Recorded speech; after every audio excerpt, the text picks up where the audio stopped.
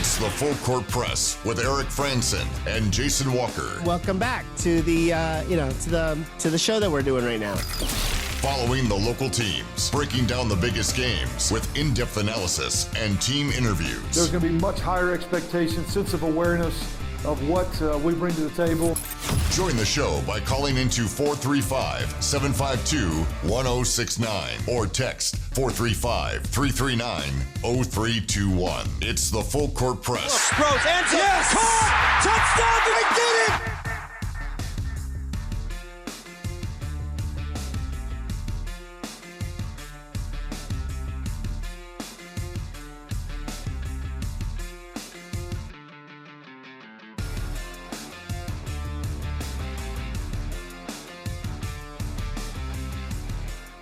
Hello and welcome to the second hour of the Full Court Press here on 106.9 FM, 1390 AM The Fan. Also streaming online at 1069thefan.com. Sorry, I got a squeaky mic. Say hello, Eric. Or more accurately, hello, Eric's mic. Heard that through my headphones across the room. Anyway, thank you however you're listening, including Eric's mic, because we're listening very intently. Yes. If you want to join the show on the Full Court Press text line, you can text in 435-339-0321. Had a text that I saw and then forgot to talk about. We're getting into Mountain West standings, high school basketball, and whatnot. 9 through 5 texting in. Technical foul, Clark's flopper signed NCAA women's basketball, referring to Caitlin Clark taking a bit of a tumble. Her team got upset against Ohio State, who was also a ranked team, which factors into when do you get to rush the court? Like if you're a ranked team and beat a higher ranked team, do you still rush the court? I don't know. There's a weird politics behind it. There's always some grumpy person be like, "Why are you rushing the court?" Yeah. I mean, look, Utah State rushed the court earlier this season. Now they're a ranked team, and if they lose to somebody, they're especially an unranked team if it happens. They may get rushed on, but yeah, the story here was Caitlin Clark was leaving the court. She was running, and then she didn't see a fan. And so there's a fan running onto the court. Neither of them saw each other, and they ran into each other. Clark fell down. Looked. I don't know. There's a lot of people saying she sold the contact a little bit. I don't know. It's just nobody is being like super toxic over it, which is a rare thing for women's sports. People not being super toxic about something. But yeah, it's just funny little thing. 9 through 5 also asking San Diego State falling off the wagon. San Diego State losing at Boise State. And I would say, no, probably not. I think they lost at Boise State last year, too. It's tough to win in Boise. Yeah, San Diego State's 2 losses. Excuse me, now they've got 4 losses overall. But 2 losses in conference play were on the road in tough places to play. Yeah, and I imagine at New Mexico and at Boise State. And I wouldn't be surprised if those are their only 2 losses in all, the spectrum. That might be their only other loss the entire conference play. Maybe. I mean, that's 2 out of the last 3 games have been losses. New Mexico blew them up, just like New Mexico blew up the Aggies. The Boise game was a battle down to the very close wire, and I'm not ready to write off San Diego State as on the slide yet. They kind of have a similar record like the Aggies do, where after a tough loss, they come home and will play a team that they should beat in Wyoming, and they have to go on the road and play another tough team. They'll be at Colorado State on January 30th. So I think right now some of the standings where they sit reflect a little bit of who's had a little bit of easier schedules. I think you look at Boise State. They've played some tough teams. They've been playing them at home. They had to go on the road to Nevada, but Nevada's also looking like they're falling off. Like that's Boise State's toughest conference game so far, is going to Nevada. They've obviously had to play some tough teams at home, but they were at home.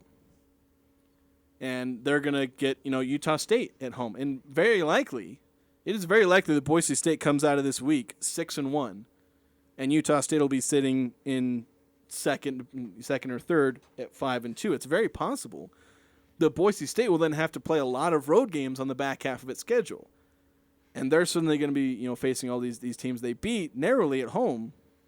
They're going to have to beat them on the road. That's going to be a lot tougher for them. Utah State, they had to play New Mexico on the road. They lost that game. But then they got to host Colorado State. They won that game. Then they've had Fresno State, Wyoming, and Air Force. So Utah State, they've had a fairly easy early Mountain West schedule. Boise State, they played some tough teams, but they're at home, so easy but in a slightly different way. And those are the teams at the top of the conference. And I think that's why you're going to see some shifting and some up and down as these teams have to go to, again, the thing is that a lot of these teams are going to win at home and they're going to lose on the road. Like, a lot of people are going to be holding their home court. Kind of Nevada not holding home court against Boise State was like the first deviation we've really seen from that. Yeah, you'd expect that these good teams will hold home court, but the top teams have to find ways to pick up some victories on the road in these venues as well. Yeah, and that's where the 1 and 2 teams, they'll be the ones who pick up a couple of road wins, which maybe that's Boise State showing that. They got the win at Nevada. We'll see if Utah State gets the win at Boise State, that'll show they can be one of the top teams, because if everyone holds home court, everyone's basically tied at the end of conference. But somebody's going to sneak one of these road wins in. Yeah, this is a great conference this year. It's so fun. I mean, there's some really, really good basketball playing. It's not just one team dominating or even 2 teams at the top, and then it's just everybody else fighting for scraps. I mean, you've got 5 teams, legit 5 teams. You can even go to 6.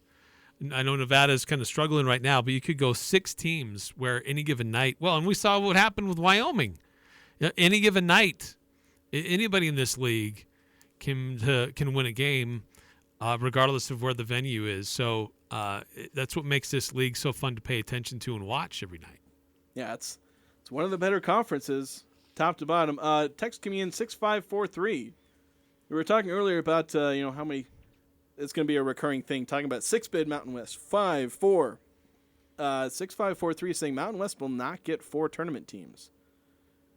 I don't know if that means they're going to get 5 or 3. Does that mean they're going to be 5? I'm presuming that means they're saying it'll be 3. I'd say it's very likely they get 4, but it will depend on how even these teams are going to be, because we talked about this last week, where if everybody just kind of splits, then they probably end up with 4 or 5. But if there are teams that start to separate, well, that's also going to separate the back end of this top 6. And if UNLV starts chipping away, because they're capable of, and I don't think UNLV can rise enough. Unless they win the Mountain West tournament, they're just not getting in. Yeah, Nevada's going to have to fall, or UNLV will have to cool off. But right now, like you talk about bracket matrix, there's Boise State and New Mexico. They're sitting at 11, which is right on the edge for mid-major teams, because a lot of those 12 through 16 are full of the auto bid spots that conference champions get from 1-bid leagues. So they're on the edge. So if they tumble, Nevada's starting to tumble. That loss to Wyoming, is that a sign? Maybe not. Maybe it's a one-off. What happens if Boise State? Talk about they may end up losing a bunch of games down the stretch if they're just more of a home team.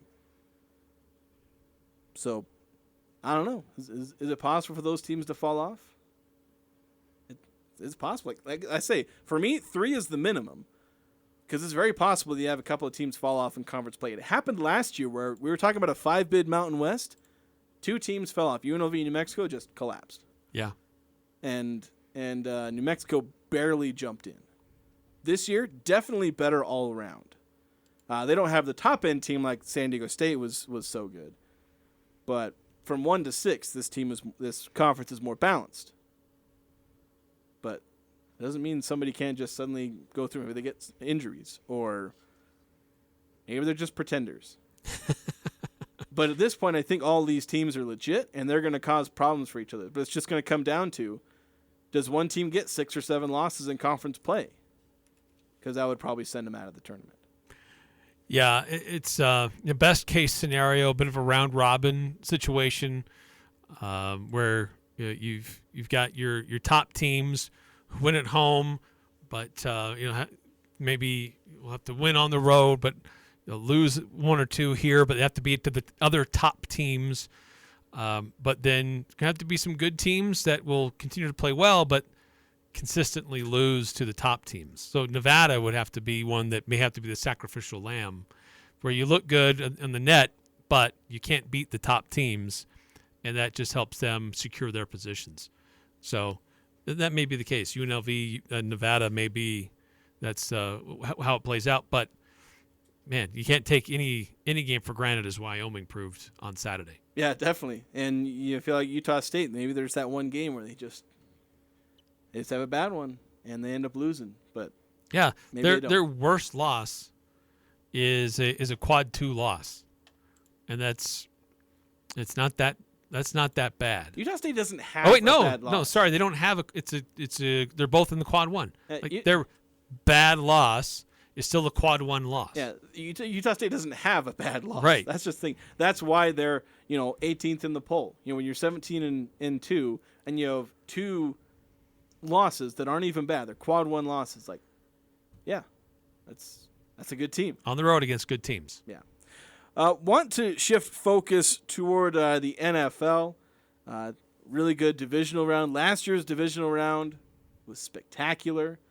This year's divisional round, pretty good in its own right. Several good games, several of them coming down to the wire, coming down to the final drive of the game. 2 of them ending on interceptions, game-losing interceptions, which that's how a lot of tight games can end, especially in the playoffs. On Saturday, you had the Ravens beating the Texans in kind of the one boring game. First half was close. Yeah. It was tied into the end of the second quarter. Yeah, but the Ravens ended up going 24-0 in the second half. So they win that one over the Texans 34-10. C.J. Stroud, maybe a bright future ahead of him, but not yet. As Lamar Jackson running for 100 yards and 2 touchdowns, 4 total touchdowns, very much looking like I think he's probably a shoo-in for MVP, isn't he? I mean, he would be, if I had a vote, he would be my vote. Yeah, I think a lot of people are going to be giving that one to Lamar Jackson. We'll see, because the MVP doesn't get announced till like later this week or something like that. That's a good question. I'm not sure when those get announced. I don't follow MVP awards as much as I used to because of how toxic the discourse around them gets. It's not as bad in the NFL. It's worse in the February 8th. Okay, so like about the Super Bowl. Yeah. Is that the middle between the Super Bowl, or is that like right before it? Something. It's like because the Super Bowl's like first Sunday in February or something like that. Or do they give it out at? That can't be right. I suddenly can't remember. Now I gotta look at my dates. While you're looking, that's a Thursday. That's Thursday. I think the Super Bowl's the 11th. So it must be. I guess it's the second Sunday in February, which I guess that makes more sense. Yeah. I think they moved it back a week. The second game in the divisional round on Saturday, a lot more interesting locally. I ended up. This is the only game that I watched the entirety of. Next closest would have been. Well, I can say I watched most of the Buccaneers-Lions game. But the Packers, they led 21-17 late, late part of that fourth quarter. It was the 1 seed against the 7 seed. Everyone, they'd written off the Packers against the Cowboys. They'd written them off against the 49ers. And, by golly, the Packers had the ball late, get into field goal range, have a chance to go by 7 points late in the fourth quarter. Missed field goal. 49ers take that next drive, go score a touchdown. And then with 1 minute left, Jordan Love has to try and drive him down the field, and he throws an interception a little bit into it. And that's game. That's game. Yeah, and he had another interception earlier in the game, maybe a little bit behind the wide receiver. Not a little bit. That was way behind the wide receiver. Well, it was way behind the wide receiver, but he tips the ball, flies into the air. San Francisco picks it off. And then the one there at the end, he commits the unpardonable sin of throwing across your body as you're moving to the right, throwing to the left. It was that was a classic Brett Favre play right there. And he's just pressing, he's trying to press the ball down the field. But look, Jordan Love, the way he finished the season, got his team to the playoffs, won a playoff game, on the road. It took the number 1 team, one of the odds-on favorites to win the Super Bowl, took them to the wire. If you're a Green Bay Packers fan, you've got to be so excited about your future with Jordan Love as your quarterback. Yeah, this is something that Love and the Packers can definitely build on. They do need to build on it, because what they need to do is not just fumble the offseason and be like, oh, well, we'll just do what we did the back half of the season, but we'll do it for the whole season. Like, no, you got to actually try and improve. Right. So they need to not try and make that mistake. But assuming they don't, then, yeah, they really do have a bright future ahead of them. You got your franchise quarterback, build around him, and this won't be the last playoff win that you have. Yeah, this is a very young Green Bay Packers team that pulled this off. So they do have a lot of guys coming back. They obviously need to address some things on defense. If Aaron Jones is healthy, he's very dynamic, but he's been a little bit questionable, so they need another running back to support at that position. But, it's a very bright future for Green Bay.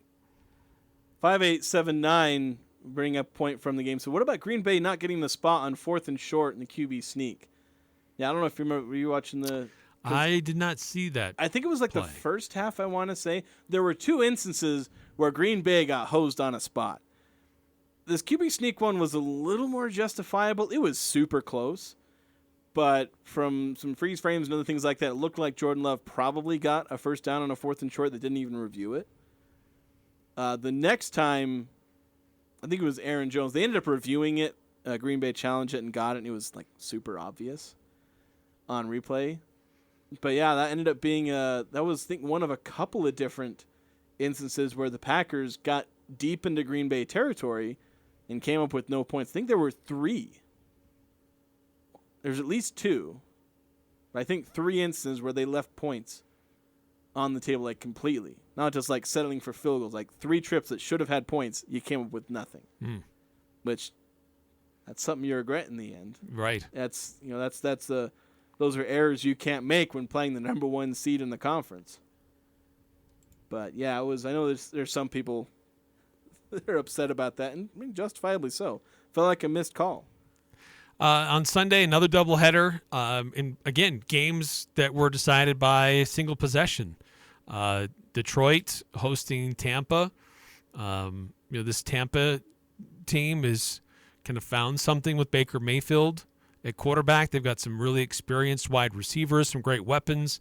But the Lions have been kind of the feel-good story. Besides Jordan Love and the Packers, they're the other one. Winning their first playoff game last week. And we all wondered, would they have the attitude like, finally, we got the monkey off our back. We finally won one. And they might coast into the following week and get kind of dominated. No, they used that as fuel. And it played a close game. It was back and forth. And finally in that fourth quarter, able to get enough separation to get that win. And exciting to see Detroit win a couple of playoff games. I don't know if they can keep it going anymore, but kudos for that franchise and that community for getting what they've been able to get so far. And the Lions are a team that I think a lot of people are going to start getting behind just because they're probably the biggest underdog. I mean, you have the 49ers who are the 1 seed. Then you have the Ravens and Chiefs who are both teams that have had a lot of success. Lots of experience. And so the Lions, I think, are going to kind of become America's team in this championship round. And especially if they get to the Super Bowl. Everyone's going to be wanting them to win. And, I'm no different. I really want them. I think I was getting behind the Packers because of Jordan Love, and my brother also roots for the Packers, and so I was almost as disappointed as he was. The Packers kind of blew that game. But now very much, getting behind the Buccaneers. That was also weird because I was, rooting for Deven Thompkins and the Lions. So I was like, I didn't want anybody to lose. I found myself at one point rooting for the Bucs, and then I was like, wait a minute, I want the Lions to win this game. What am I doing? Yes, it was a very complicated weekend for me as well. I grew up pretty much a 49ers fan, but I hated Green Bay Packers. Brett Favre and the Niners had some battles in the playoffs in the past, and then that continued with Aaron Rodgers. But certainly rooting for Jordan Love and the success that he's been having. So that was a complicated game for me to watch. And then similar boat with Tampa and Detroit, cheering for Deven Thompkins to have a good game and his team to continue to succeed because he's starting to establish himself on an NFL roster. But the Lions have been that feel-good story going into the playoffs and then in the playoffs themselves. Well, they're not just a feel-good story; they're a good team. Yes, that's true. Goff with trying to prove a lot of people wrong. And but it's moved beyond that. It's just, hey, we're just playing good football. Yeah, they are a good team, and so they'll certainly give the 49ers a run for their money. Although, dadgummit, 49ers and Ravens are some dang good teams. Yes, and it'll be tough for the Chiefs or the Lions to end up upsetting the chalk there. Thompkins was targeted once, but he wasn't able to bring it in. It was a really bad pass. Yeah, threw it at his feet and in front of him on a screen pass, no less. And then really didn't get much opportunity in punt returns or kickoff returns. Yeah, I think pretty much all the kickoffs were touchbacks, and then I think he had a fair catch or just let go of all the other punts. Not really any good opportunities there. One note, 5788 texting and saying they did review the quarterback sneak. Any turnover, even turnover on downs, is automatically looked at. And that was true. They did mention it on the broadcast. I guess they didn't do it in the same way that they normally do reviews, so I guess I just kind of discounted that as them not reviewing it or taking a close enough look at it. Because I don't know, you looked at it on the broadcast and you're like, that's something you got to actually look at. But it was like in the process of turnover on downs, somebody's looking at it. I don't know if they sent it down to the referees or not, but they technically did review it. So I was wrong there. 578 pointing that out. And then the final game of the night, Sunday night, Chiefs at the Bills. Like Buffalo had multiple opportunities to get that one. But the Chiefs, when it comes to the playoffs, they just have Buffalo's number. Yeah, they just own Buffalo. I mean, this one was in Buffalo. Like, that's the secret ingredient. Now Buffalo doesn't have to go to the to the Chiefs Stadium, but no, they can't even win at home. And another missed field goal, as Tyler Bass, I believe it was, slicing it right. I think that looked like some of my drives off the tee. How badly that thing sliced. Was it that windy there? No, but look, because it looked like he was kicking it, deliberately left. Because one, I think he was on the right hash, and two, he was probably trying to account for maybe a bit of a slice. But that thing just took off. But there were a couple of passes that Allen should have been able to make on that drive that he didn't, and so that forced a long field goal try. If they make those passes, if he sees some of the guys who were open, maybe they find the end zone on that drive. I don't know, but regardless, the score is what it is, and Patrick Mahomes moves on while Josh Allen is staying home again. All right, so we need to take another break. When we come back, I want to start off with a text 6804, and an interesting point there. We'll lead the next segment with that. Interesting question about next Aggie great, maybe in the NFL. Like, what honors you can maybe give them locally. We'll talk about that next here on the Full Court Press. Spend less time at the post office. With Formax and Mint mailing systems from Les Olson IT, you can quickly, accurately, and easily process your outgoing mail and even save on postage. Fold your documents, stuff and seal your envelopes, print addresses, weigh and measure to apply proper postage, all with the click of a button. With multiple model options available, you're sure to find a Formax solution and Mint mailing device that perfectly fits your business needs. Les Olson IT. Security. It's the most precious thing you can give your home, especially if it's guaranteed. No cheap locks, no weak keys, no inadequate hardware, just the expertise and precision and security. Beezer Lock & Key believes there's no place like a safe home, and no home safer than one secured by them. It may seem they only sell locks and keys, but what they really sell is peace of mind. Search Beezer Lock & Key or go to 4th North and 1st West and just add confidence. Nearly 21 years ago, Cafe Sabor opened their doors in historic Logan train station. With the help of hundreds of amazing employees and patronage of thousands of wonderful customers, Cafe Sabor is proud to have been voted 3 years in a row Cache Valley's favorite Mexican restaurant in the Best of Northern Utah contest. Follow Cafe Sabor on social media for giveaways and promotions. Search Cafe Sabor for a restaurant near you.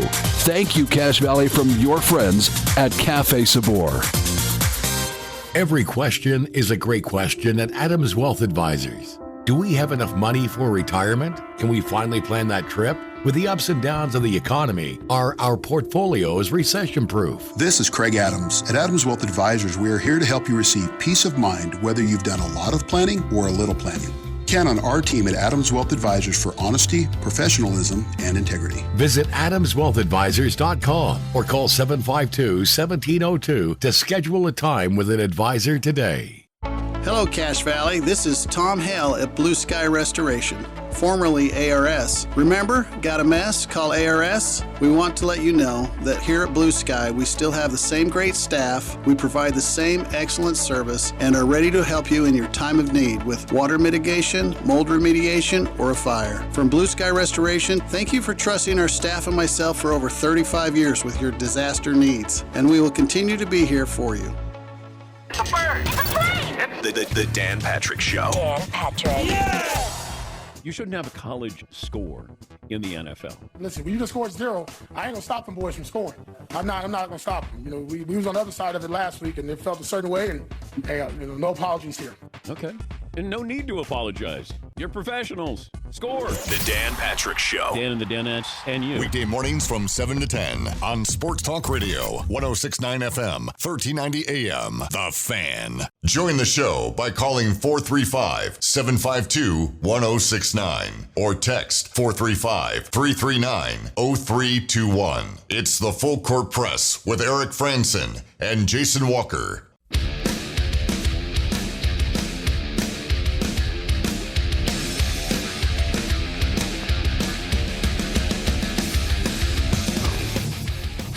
It's the Full Court Press. Jason Walker with Eric Frandsen here on 106.9 FM, 1390 AM, The Fan, and streaming online at 1069thefan.com and the 1069 The Fan mobile app.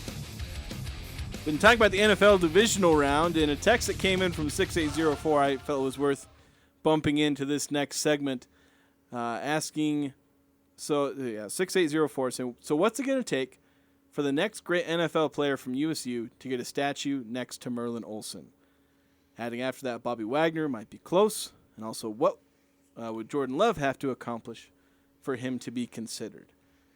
And my first thought was, I don't know if anybody out there would really warrant a statue. For me, the next statue that needs to be made isn't in football, it's in basketball, and that's one of Stu Morrill.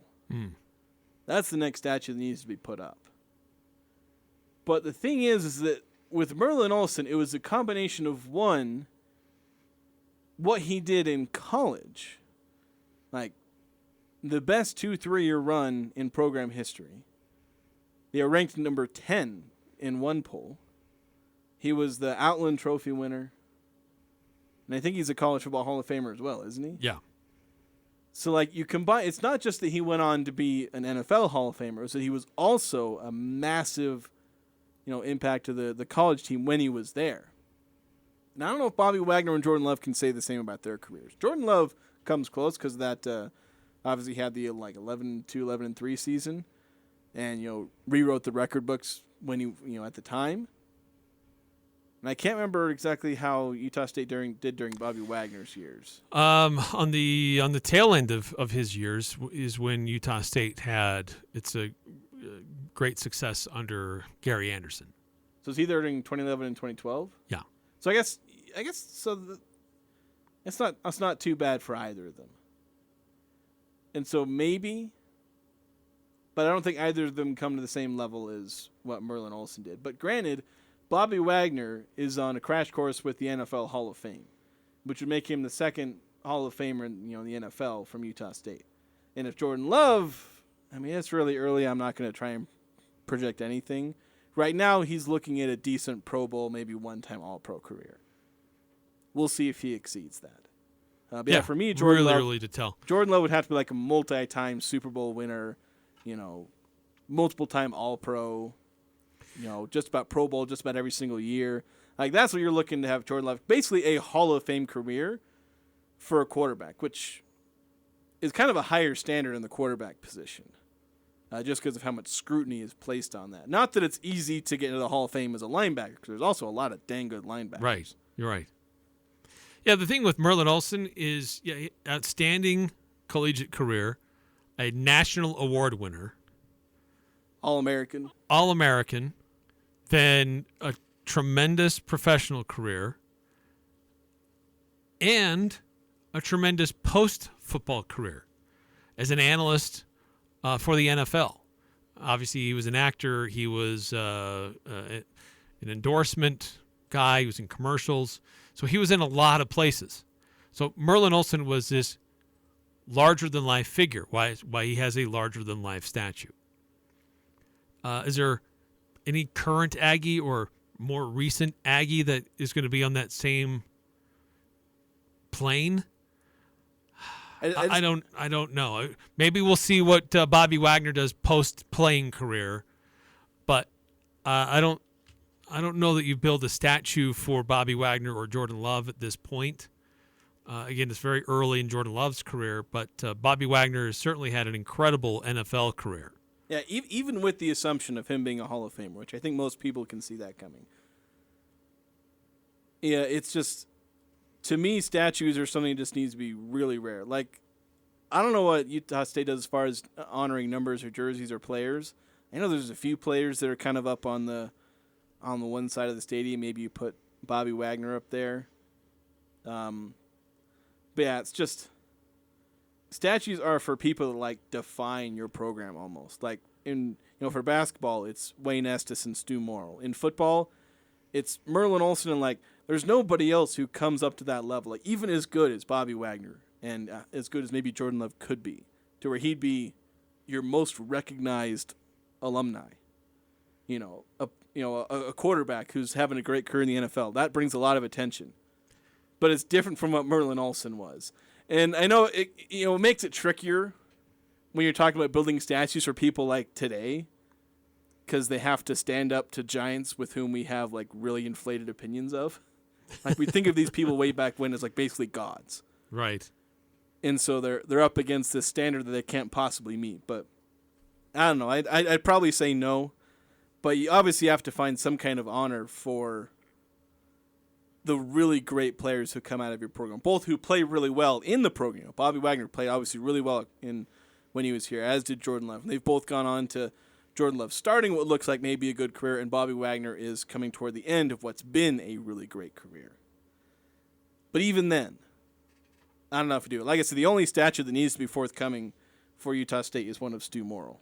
Well, they're going to name the court after him. Yeah, you still need a statue. So that's a permanent fixture. They fixture. named the field after Merlin Olsen, and they put a statue. Yeah, that's true. I forget which came first. I think the statue came first. Yeah, I think the statue, because the field they named it after him, like right before he died, I think. Yeah. If I remember correctly. But yeah, get a statue out there of Stu and name the court after him. Stick it right outside the student entrance. That's kind of the weird thing. Is like, where do you place a statue? They're probably outside the student entrance. Yeah, right there by the Legacy Fields. Yeah, there's not a whole lot of room anywhere else. So yeah. That's why it would make most sense. Great there. spot. 6391 asking questions, actually tying back to basketball. So, do you know why the Aggies didn't have anyone set up to rebound while we shot free throws on Saturday?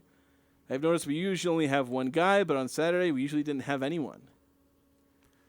That wasn't for every instance, but it did happen quite a few times. Yeah, it's something they did quite a bit. I think, my point of view was there were a couple of times where Coach Sprinkle wanted to huddle with his guys during the free throw. That was like a mini timeout for his team.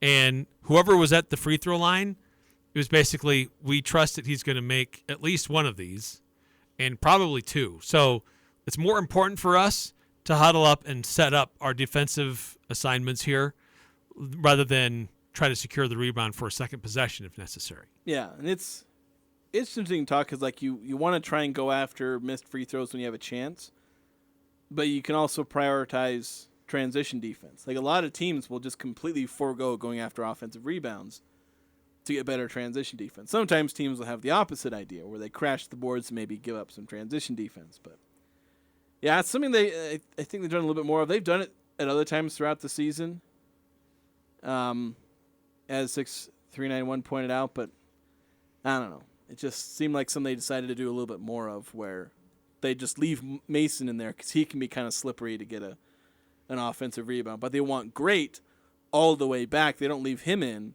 partly because I just think they just don't want to have to take another trip down the court. Let him waltz up the court. Right. Let him take his time, conserve his energy.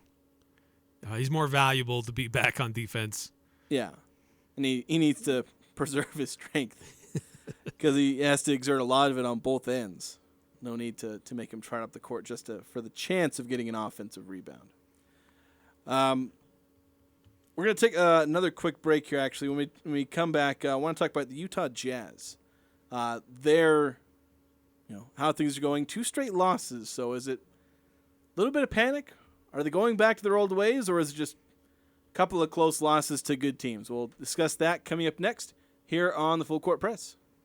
Elements has delicious lunch specials. Soup, salad, and bread for just $10 is tasty and quick. Elements lunch menu is full of scrumptious items. Wood-fired pizzas are an excellent choice that include barbecued chicken and the bee's knees. The fresh battered halibut fish and chips with seasoned fries is always a hit. And don't forget the fan favorite, Chipotle fried chicken sandwich. Thursdays, enjoy Elements house-made smoked brisket, casual or professional. Open Monday through Thursday, 11:30 to 8 p.m. and Friday and Saturday, 11:30 to 9. Visit theelementsrestaurant.com for reservations. Hi, I'm Jay Broadbent with Alpine Home Medical. I'd like to invite you to learn more about us. Since 1997, we've been Utah's premier one-stop shop for home medical equipment. What sets us apart at Alpine Home Medical is the superior level of customer service. We provide home oxygen, CPAPs, wheelchairs, scooters, breast pumps, and so much more. Come on down and get to know us. Alpine Home Medical, we bring wellness home. Visit alpinehomemedical.com. Do you have a fireplace or stove that isn't working right? Don't wait until winter to get it fixed. Get ahead of the game and get your fireplace or stove serviced now by the best of Northern Utah winter, Advanced Fireplace and Stove. They service everything from Quadra-Fire pellet stoves to heat and glow fireplaces. Get a 20% discount on your next service and labor when you mention this ad. Call 752-7272 or go to advancedfireplaceandstove.com. Advanced Fireplace and Stove, where comfort is their business. Winter. JM Mechanical knows winter in Cache Valley and just how to fix, tune up, and replace problems you may be having with your home heating system. JM Mechanical is Cache Valley's most trusted name for repair work on every brand of residential and commercial heating units. Fast, 24-hour heating service is available in Box Elder, Cache County, and Franklin County with 100% satisfaction guaranteed and upfront pricing. Call JM Mechanical at 563-6267. That's 563-6267. Cache Valley Ear, Nose, and Throat hopes the new year brings you wonderful opportunities, fresh starts, and of course, better health. Cache Valley Ear, Nose, and Throat in the Three Peaks Medical Plaza, North Logan, and Providence is here to help. Cutting-edge techniques, qualified doctors, and friendly staff ensure the highest quality patient care for both adults and children. Most insurance products, including SelectMed, are accepted. Go to CacheValleyENT.com for appointments and details. Cache Valley Ear, Nose, and Throat offer you solutions to ear, nose, and throat symptoms, helping you live the life you deserve. This show is different. The Doug Gottlieb Show. Make him say, make him say, Ladies and gentlemen. Now, the argument for Belichick would be this. That, when Belichick's had a quarterback, obviously he was very, very good. And he's the opposite of what you've had previously. Brandon Staley was only in the NFL for like 6-7 years before he became a defensive coordinator, then all of a sudden was propelled to being a head coach. The Doug Gottlieb Show. Weekday afternoons from 1 to 3 on Sports Talk Radio, 106.9 FM, 1390 AM. The Fan. More than 80 million Americans depend on AM radio for their news, weather, sports, and a community connection. It's the backbone of the emergency alert system. It's critical that we keep AM radio in cars because when cell and internet services are down, this free emergency service could be your only lifeline. Text AM to 52886 and tell Congress we need AM radio in cars. Message and data rates may apply. You may receive up to 4 messages a month, and you may text STOP to stop. This message furnished by the National Association of Broadcasters. It's the Full Court Press with Eric Frandsen and Jason Walker.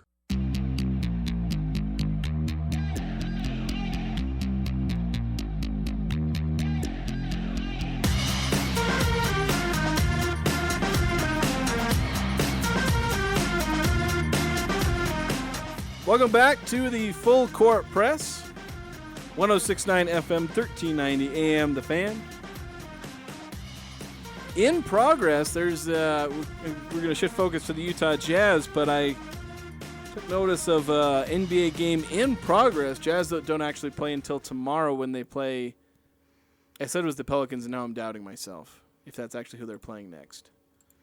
They do play tomorrow. Part of their they do play the Pelicans. Yeah, they're on a 6-game road trip. So yeah, they played Houston last night. The start of a 6-game road trip, playing the Pelicans tomorrow. But former Aggie playing for Cleveland Cavaliers, Sam Merrill. He's got 12 points. Just barely started the second quarter. 4 for 4 from three-point land. Fourth made three-pointers in the first quarter. That's absurd. He had 18 points the other night, had 5 three-pointers made in Cleveland's win over the Atlanta Hawks. He also had 4 rebounds and 6 assists, which I think it ties for his season high. He actually had 5 assists and 6 assists. So his previous 2 games he had 11 combined assists. So Sam Merrill going off. And, yeah, he's having a moment. Yeah, in a fun moment. I think it was the day after the Atlanta game.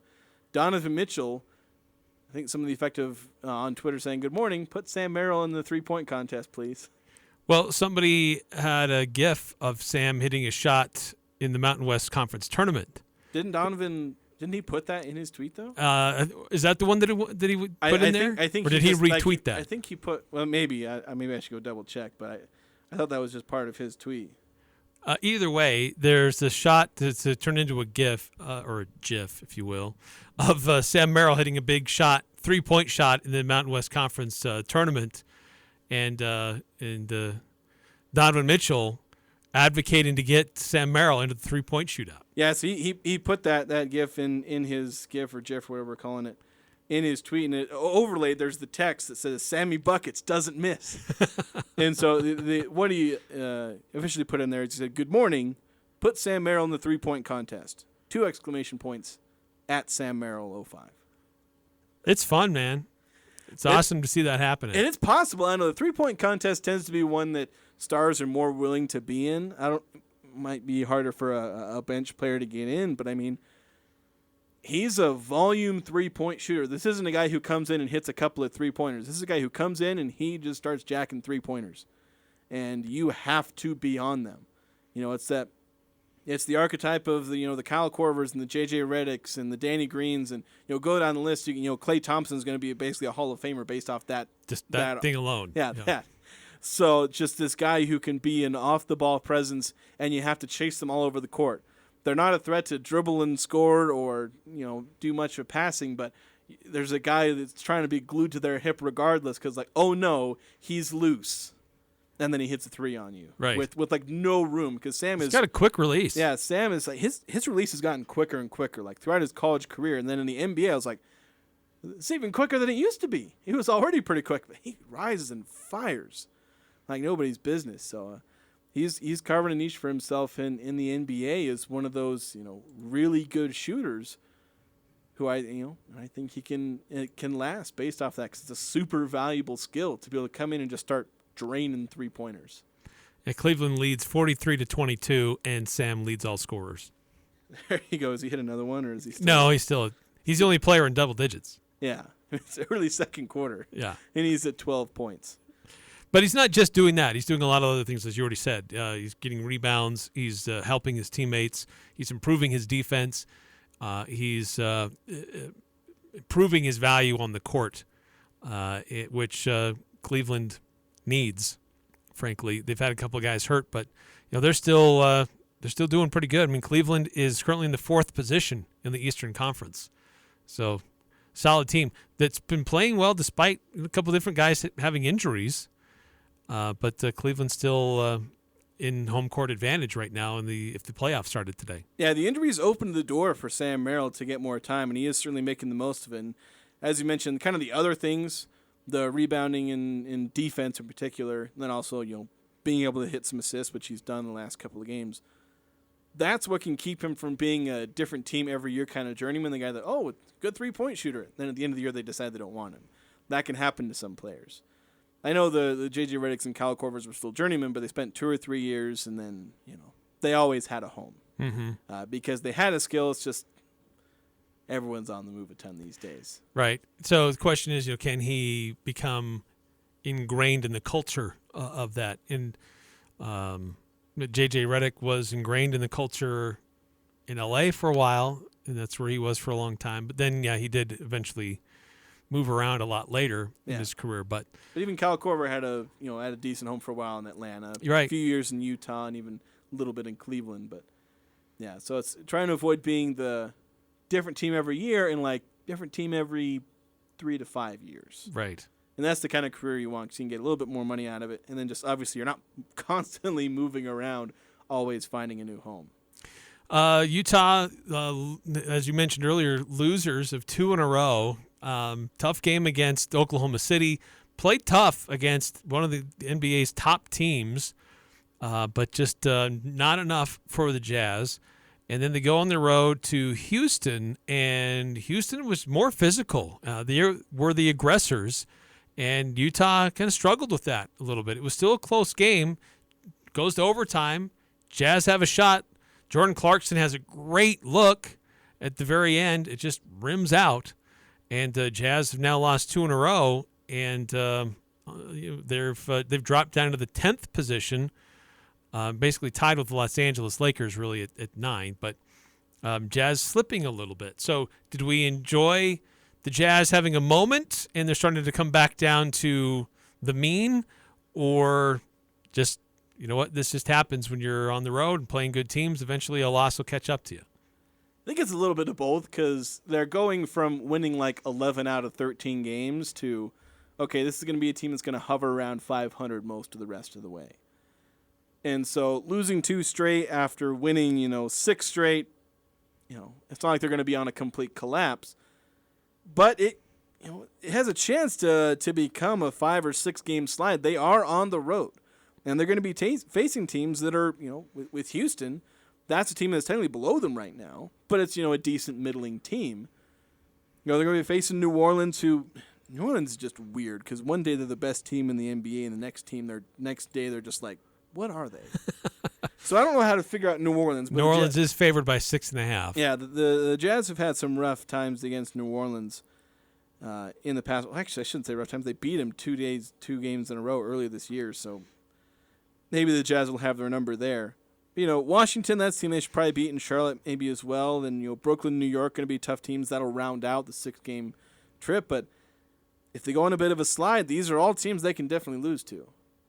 But obviously, if what we saw in that, winning stretches, if there's anything of substance to it, they should be able to get probably their next 4 wins. They could pump out a 4-game winning streak. I wouldn't expect that, but it's within reach. Yeah, and the 6-game road trip, I'd expect they could go 4-2 in that. I think the game in New York will be tough. I think the loss at Houston was a little bit of a surprise to me. But, Will Hardy was on Udoka's bench, so they know each other very well when they were in Boston. But still, this Jazz have shown they can play with and beat some of the top teams in the NBA. But they've also shown they can lose to the very average teams of the NBA. Yeah, they've proved that they are an average NBA team. That's where they are. They've shown that, hey, we're not that team that's like really bad, that's like borderline bottom 5 in the NBA that they were when they started like 10-18. But they're not the, like top team in the NBA, which may be indicated by going like 12-3 over, 15 games, or 15-5 over a 20-game stretch. They're not either of those things. They're obviously somewhere in the middle, a team that can finish 6, 7, 8, but is probably going to finish 9 or 10, and so we're going to have these stretches. Like, they can win 4 out of their next 5 games in this streak. They are capable. I just don't expect them to, because I expect them to underperform in 1 or more of these games. Yeah, and this is a stretch where they need to be able to pick up these wins, because when they get home, Philadelphia, Milwaukee, Oklahoma City.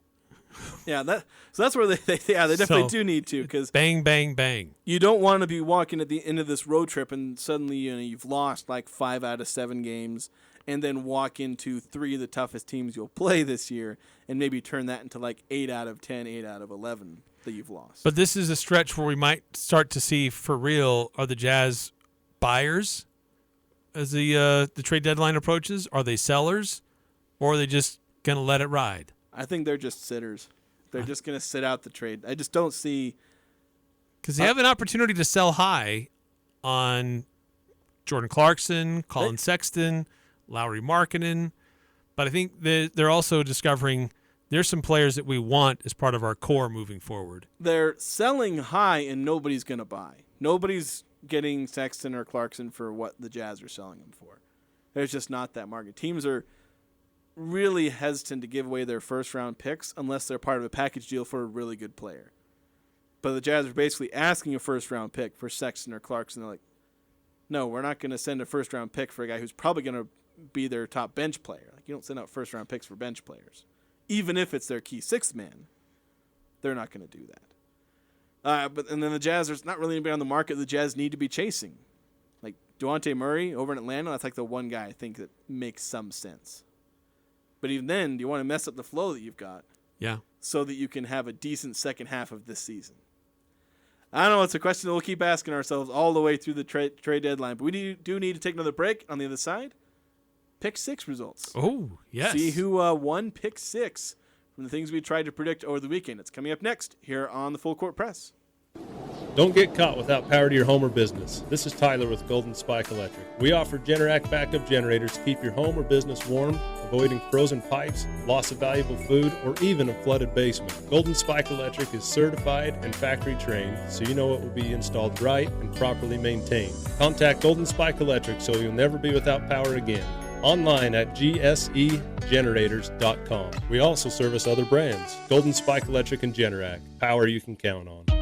It's never too late or too cold to get rid of that old vehicle. Now is the time to earn extra cash by calling DD Auto and Salvage. Let them pay you for that junk vehicle. DD Auto and Salvage makes it so easy and fast to get rid of your junker vehicles by paying you the most money possible. Pickup is available. If you have metal, DD Auto and Salvage in Logan wants to pay you today. Call 787-1204. That's 787-1204 today. See store for details. No matter how cold it is outside, you can count on a quality-built, super-efficient York furnace to keep you warm inside. York furnaces provide consistent comfort throughout your home. York furnaces are protected by the strongest warranties available. Call Advanced Heating and Air Conditioning, your local York dealer at 752-7272 to schedule a free evaluation of your system. Advanced Heating will help you save up to 50% in energy costs this season. Online at advancedheating-ac.com. The Aggies, Jazz, high schools, even the Pee Wee's T-ball team. It's the Full Court Press on Sports Talk Radio, The Fan.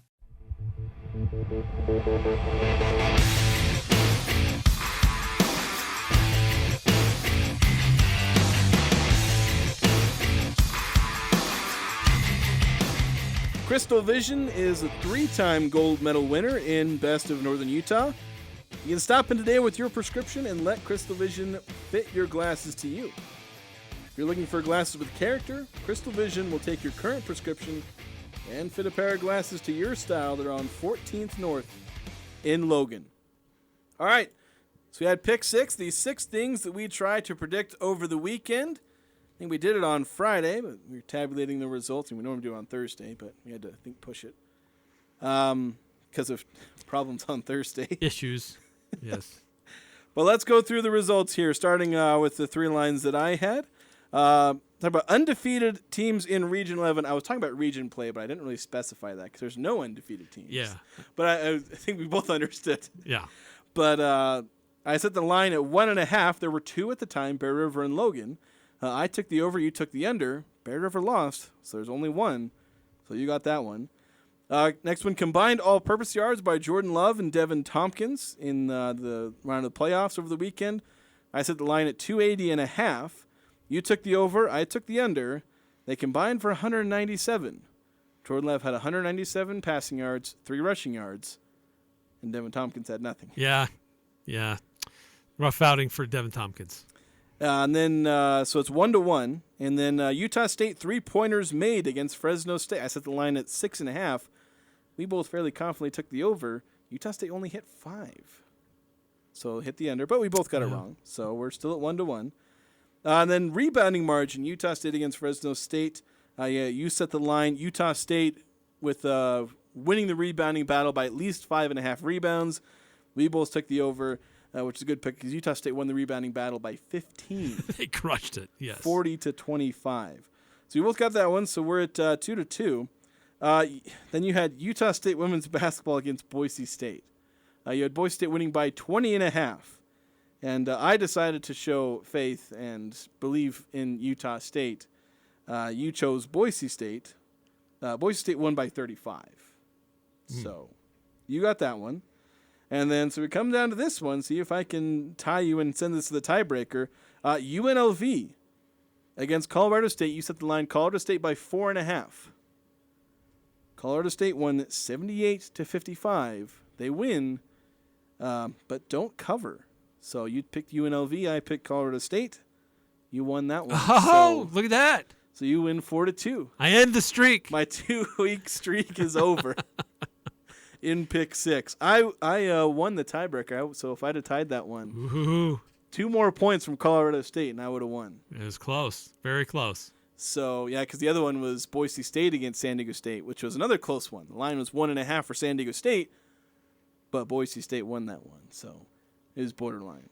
Yeah, very close. A lot of close games. But yeah, a lot of fun going on with the Region 11, NBA, Utah State. It's a great time of the year. Yeah, we'll have all of it coming up the rest of the week here on the Full Court Press. Make sure to tune in.